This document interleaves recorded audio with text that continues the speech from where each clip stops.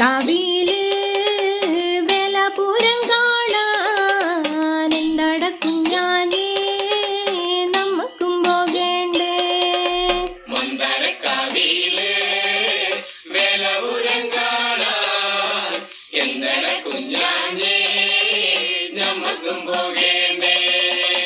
മകരക്കൊയ്ത്ത് കഴിഞ്ഞ് മാനം തെളിഞ്ഞാല് മന്ദരക്കാവില് പൂരം കൊടിയേറും.